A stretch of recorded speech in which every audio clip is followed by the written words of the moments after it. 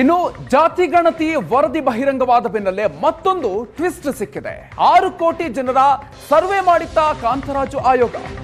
ಜಾತಿ ಗಣತಿ ಸಮೀಕ್ಷೆಯಲ್ಲಿ ಹಲವು ಕುತೂಹಲಕಾರಿ ವಿಷಯಗಳು ಬಹಿರಂಗ ಆಗ್ತಾ ಇದೆ. ಸಾಕಷ್ಟು ಇಂಟ್ರೆಸ್ಟಿಂಗ್ ಮಾಹಿತಿಗಳು ಹೊರಗೆ ಬರ್ತಾ ಇದೆ. ಒಂದೆಡೆಯಲ್ಲಿ ಜಾತಿಯನ್ನ ಹೇಳಲ್ಲ, ಇನ್ನೊಂದು ಕಡೆ ಜಾತಿ ಗೊತ್ತಿಲ್ಲ. ಈ ರೀತಿಯಾಗಿರುವಂತಹ ಸಂಖ್ಯೆ ಬಹಳ ದೊಡ್ಡದಿದೆ. ಜಾತಿಯನ್ನು ಹೇಳೋದಕ್ಕೆ ಲಕ್ಷಾಂತರ ಮಂದಿ ತಯಾರಿಲ್ಲ. ತಮ್ಮ ಜಾತಿ ಗೊತ್ತಿಲ್ಲದೆ ಇದ್ದಾರಂತೆ ಲಕ್ಷಕ್ಕೂ ಅಧಿಕ ಮಂದಿ. 1,34,319 ಮಂದಿ ಜಾತಿ ರಹಿತ ಅಂತ ಗುರುತು ಮಾಡಿದ್ದಾರೆ. 1,94,003 ಮಂದಿಗೆ ಅವರ ಜಾತಿಯ ಬಗ್ಗೆ ಗೊತ್ತಿಲ್ಲ. 2,53,954 ಜನ ಜಾತಿಯ ಹೆಸರನ್ನ ಹೇಳೋದಕ್ಕೆ ತಯಾರಿಲ್ಲ. ಇನ್ನು ಅದರ ಜೊತೆಗೆ 3,755 ಜನರು ಅವರಿಗೆ ಸಂಬಂಧಪಟ್ಟಂತಹ ಜಾತಿಯನ್ನು ಗುರುತಿಸೋದಕ್ಕೆ ಸಾಧ್ಯ ಆಗಿಲ್ಲ. ಸೊ ಈ ಒಂದು ನಂಬರ್ಸ್ ಕೂಡ ಸಾಕಷ್ಟು ಇಂಟ್ರೆಸ್ಟಿಂಗ್ ಆಗಿದೆ, ಸಾಕಷ್ಟು ಚರ್ಚೆಗೆ ಕಾರಣ ಆಗ್ತಾ ಇದೆ. ಜಾತಿ ಗಣತಿಯ ವರದಿ, ಸೊ ಇದರಲ್ಲಿ ಈ ನಂಬರ್ ಇದೆಯಲ್ಲ ಅದು ಬಹಳಷ್ಟು ಇಂಟ್ರೆಸ್ಟಿಂಗ್ ಆಗಿದೆ. 1,34,319 ಮಂದಿ ಜಾತಿ ರಹಿತ ಅಂತ ಗುರುತನ್ನ ಮಾಡಿಕೊಂಡಿದ್ದಾರೆ. ಈ ಬಗ್ಗೆ ಇನ್ನಷ್ಟು ಹೆಚ್ಚಿನ ಡೀಟೇಲ್ಸ್ ಕೊಡ್ತಾರೆ ನಮ್ಮ ಪ್ರತಿನಿಧಿ ಮಾರುತಿ ಶಿದಿಗ. ನಮ್ಮ ಜೊತೆಗೆ ನೇರ ಸಂಪರ್ಕದಲ್ಲಿ ಜಾಯ್ನ್ ಆಗ್ತಾ ಇದ್ದಾರೆ. ಮಾರುತಿ ಶಿದಿಗ, ಸಾಕಷ್ಟು ಇಂಟ್ರೆಸ್ಟಿಂಗ್ ಆಗಿದೆ ಈ ಒಂದು ಜಾತಿ ಗಣತಿಗೆ ಸಂಬಂಧಪಟ್ಟಂತಹ ಡೀಟೇಲ್ಸ್ಗಳು ಹೊರಗೆ ಬರ್ತಾ ಇರುವಂಥದ್ದು. ಅದರಲ್ಲೂ ಕೂಡ ಹೆಚ್ಚಿನ ಸಂಖ್ಯೆಯಲ್ಲಿ ಲಕ್ಷಕ್ಕೂ ಅಧಿಕ ಜನ ಜಾತಿ ಗೊತ್ತಿಲ್ಲ ಅನ್ನುವಂಥದ್ದು, ಜಾತಿಗೆ ಸಂಬಂಧಪಟ್ಟಂತೆ ಡೀಟೇಲ್ಸ್ ಅನ್ನು ಕೊಡೋದಕ್ಕೆ ಮುಂದಾಗ್ತಾ ಇಲ್ಲ ಅನ್ನುವಂಥದ್ದು. ಸೊ ಇದು ಯಾವ ರೀತಿಯಾಗಿ ಚರ್ಚೆಗೆ ಕಾರಣ ಆಗುತ್ತೆ? ಮಧುಕರೀಗ ಸಾಕಷ್ಟು ಜನ ಜಾತಿಯ ಹೆಸರು ಹೇಳಿಕೊಂಡು ಮೀಸಲಾತಿಯನ್ನ ಪಡೆಯುವಂಥದ್ದು, ಕೆಲವರು ಜಾತಿಯನ್ನೇ ನಕಲು ಮಾಡಿ ಮೀಸಲಾತಿ ಪಡೆಯುವಂತ ಘಟನೆಗಳು ನೋಡಿದೀವಿ, ಆ ತರ ಪ್ರಕರಣಗಳನ್ನು ನೋಡಿದೀವಿ.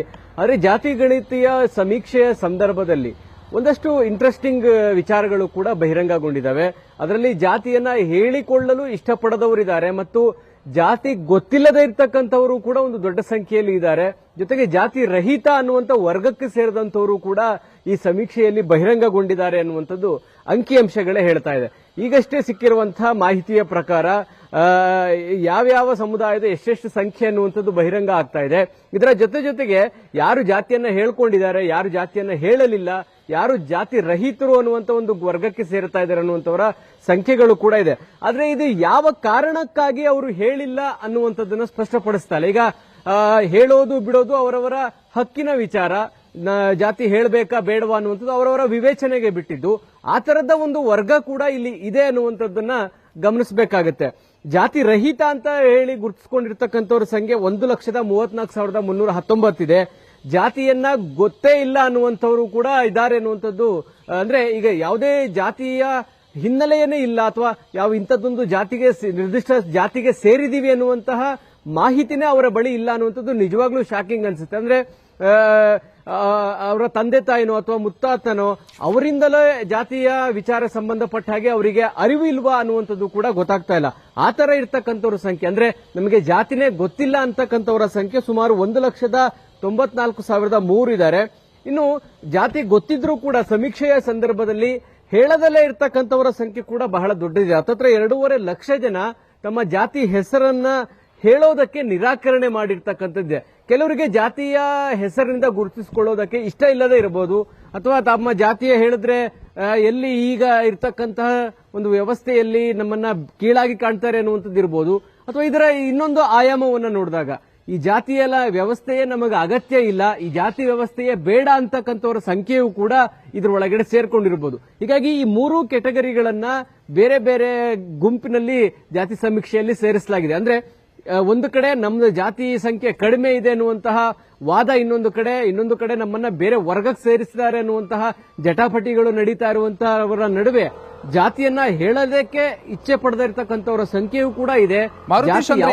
ಮುಂದುವರಿದ ದೇಶಗಳಲ್ಲಿ ಈ ಜಾತಿ ಧರ್ಮವನ್ನ ಉಲ್ಲೇಖ ಮಾಡೋದಕ್ಕೆ ಇಷ್ಟಪಡೋದಿಲ್ಲ. ಅಂದ್ರೆ ಯುರೋಪ್ನಂತಹ ರಾಷ್ಟ್ರಗಳಲ್ಲಿ, ಪ್ರಮುಖವಾಗಿ ಯುರೋಪ್ನಲ್ಲಿ ಅನೇಕ ದೇಶಗಳಲ್ಲಿ 50%ಗಿಂತ ಜಾಸ್ತಿ ತಮ್ಮ ಜಾತಿಯನ್ನ ಅಥವಾ ಧರ್ಮವನ್ನು ಉಲ್ಲೇಖ ಮಾಡದಿರೋದಕ್ಕೆ ಇಷ್ಟಪಡುವಂತಹ ಜನರಿರ್ತಾರೆ. ಸೊ ಅದೇ ರೀತಿಯಾಗಿರುವಂತಹ ಟ್ರೆಂಡ್ ಈಗ ಭಾರತದಲ್ಲೂ ಬರ್ತಾ ಇರುವಂತಹ ಮುನ್ಸೂಚನೆ ಇದು ಹಾಗಾದ್ರೆ?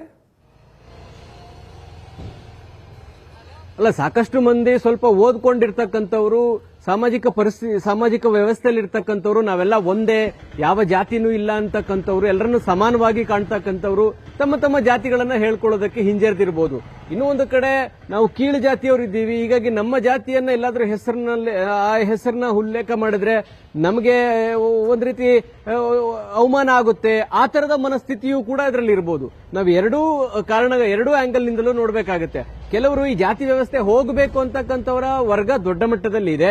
ಕೆಲವರು ಜಾತಿ ಹೆಸರು ಹೇಳ್ಕೊಂಡೆ ನಮ್ಮನ್ನ ಸರಿಯಾಗಿ ನಡೆಸ್ಕೊಳ್ಳೋದಿಲ್ಲ, ಈ ವ್ಯವಸ್ಥೆಯಲ್ಲಿ ನಮ್ಮನ್ನು ಹೇಗೆ ಕಾಣ್ತಾರೋ ಅನ್ನುವಂತ ಆತಂಕ ಕೂಡ ಇರಬಹುದು.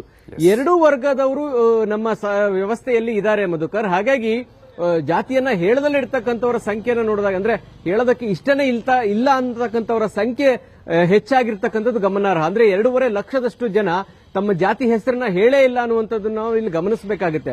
ಅದರಲ್ಲಿ ಮುಂದುವರಿದಿರ್ತಕ್ಕಂಥವ್ರು ಇರ್ಬೋದು, ಅಥವಾ ಸಾಮಾಜಿಕವಾಗಿ ಇದು ವ್ಯವಸ್ಥೆ ತೊಲಗಬೇಕು ಅಂತಕ್ಕಂಥವ್ರು ಇರ್ಬೋದು.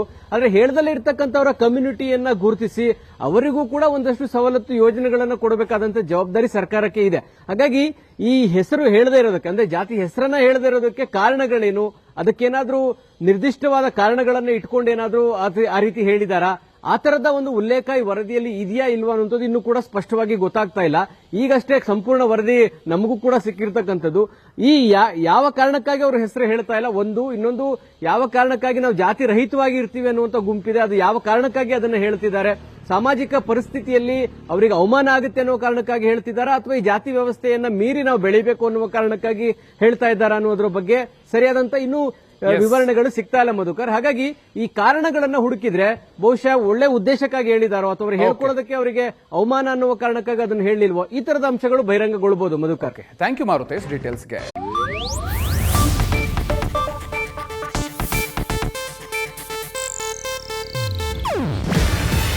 ಇದು ಏಷ್ಯಾನೆಟ್ ನ್ಯೂಸ್ ನೆಟ್ವರ್ಕ್ ಪ್ರಸ್ತುತಿ.